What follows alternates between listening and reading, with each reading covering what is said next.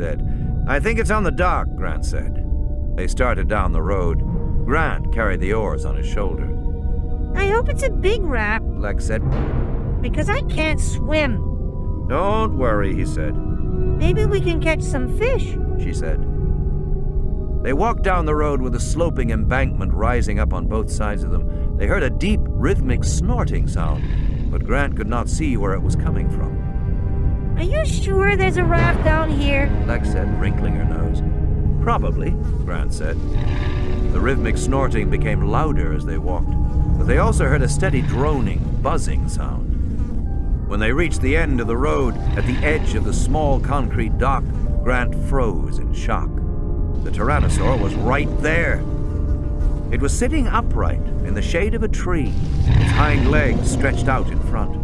Its eyes were open, but it was not moving, except for its head, which lifted and fell gently with each snorting sound.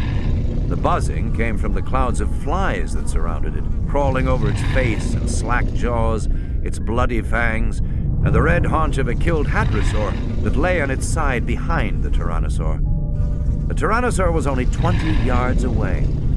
Grant felt sure it must have seen him, but the big animal did not respond. It just sat there. It took him a moment to realize. The Tyrannosaur was asleep, sitting up, but asleep. He signaled to Tim and Lex to stay where they were. Grant walked slowly forward onto the dock in full view of the Tyrannosaur. The big animal continued to sleep, snoring softly. Near the end of the dock, a wooden shed was painted green to blend with the foliage. Grant quietly unlatched the door and looked inside. He saw a half-dozen orange life vests hanging on the wall, several rolls of wire mesh fencing, some coils of rope, and 2 big rubber cubes sitting on the floor. The cubes were strapped tight with flat rubber belts. Rafts. He looked back at Lex. She mouthed, No boat. He nodded, yes. The Tyrannosaur raised its forelimb to swipe at the flies buzzing around its snout, but otherwise it did not move. Grant pulled one of the cubes out onto the dock. It was surprisingly heavy. He freed the straps, found the inflation cylinder. With a loud hiss, the rubber began to expand, and then with a hiss whap, it popped fully open on the dock. The sound was fearfully loud in their ears. Grant turned, stared up at the dinosaur. The Tyrannosaur grunted and snorted. It began to move.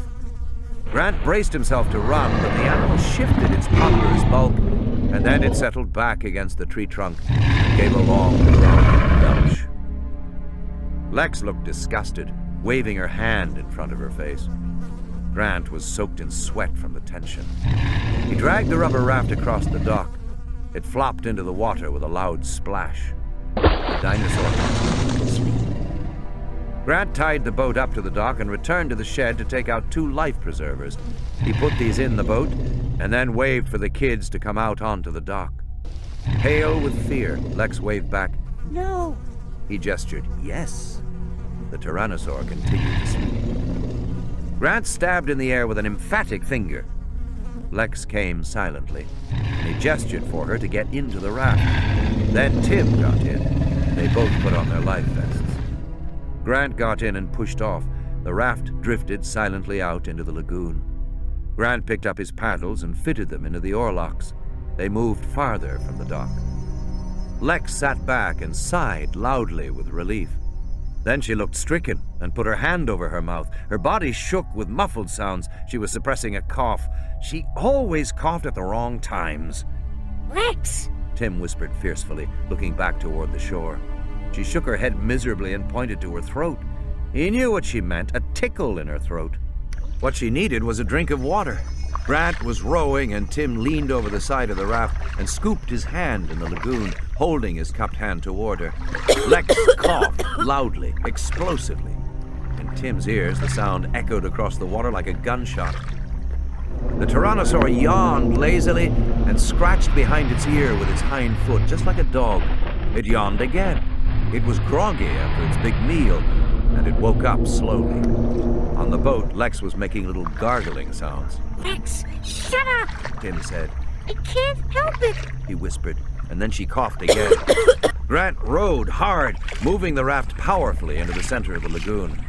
On the shore, the Tyrannosaur stumbled to its feet.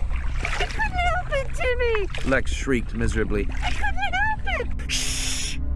Grant was rowing as fast as he could. Anyway, it doesn't matter. We're far enough away, he can't swim. Of course he can swim, you little idiot! Tim shouted at her. On the shore, the Tyrannosaur stepped off the dock and plunged into the water. It moved strongly into the lagoon after them.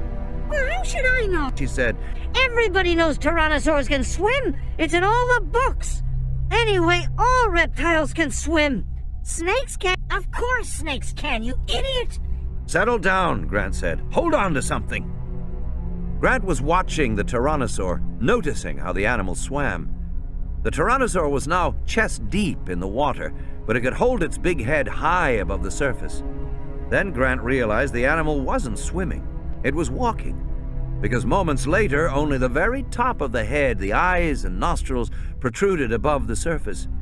By then, it looked like a crocodile, and it swam like a crocodile, swinging its big tail back and forth, so the water churned behind it. Behind the head, Grant saw the hump of the back and the ridges along the length of tail as it occasionally broke the surface. Exactly like a crocodile, he thought unhappily. The biggest crocodile in the world. I'm sorry, Dr. Grant. Lex wailed. I didn't mean it. Grant glanced over his shoulder. The lagoon was no more than 100 yards wide here, and they'd almost reached the center.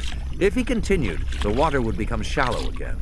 The Tyrannosaur would be able to walk again, and he would move faster in shallow water. Grant swung the boat around and began to row north. What are you doing? The Tyrannosaur was now just a few yards away. Grant could hear its sharp, snorting breaths as it came closer. Grant looked at the paddles in his hands, but they were light plastic, not weapons at all. The Tyrannosaur threw its head back and opened its jaws wide, showing rows of curved teeth. And then, in a great muscular spasm, lunged forward to the raft, just missing the rubber gunnel. The huge skull slapping down, the raft rocking away on the crest of the splash. The Tyrannosaur sank below the surface, leaving gurgling bubbles. The lagoon was still. Lex gripped the gunnel handles and looked back. Did he drown? No, Grant said. He saw bubbles, then a faint ripple along the surface, coming toward the boat. Hang on, he shouted, as the head bucked up beneath the rubber, bending the boat and lifting it into the air, spinning them crazily before it splashed down again. Do something! Alexis screamed. Do something! Grant pulled the air pistol out of his belt. It looked pitifully small in his hands, but there was the chance that if he shot the animal in a sensitive spot, in the eye or the nose, the Tyrannosaur surface beside the boat opened its jaws and roared. Grant aimed and fired. The dart flashed in the light and smacked into the cheek. The Tyrannosaur shook its head and roared again, and suddenly they heard an answering roar floating across the water toward them. Looking back, Grant saw the juvenile T-Rex on the shore, crouched over the killed sauropod, claiming the kill as its own. The juvenile slashed at the carcass, then raised its head high and bellowed. The big Tyrannosaur saw it too, and the response was immediate. It turned back to protect its kill, swimming strongly toward the shore. He's going away! Lex squealed, clapping her hands. He's going away! Na na na na na, stupid dinosaur! From the shore, the juvenile roared defiantly. Enraged, the big Tyrannosaur burst from the lagoon at full speed, water streaming from its enormous body as it raced up the hill past the dock.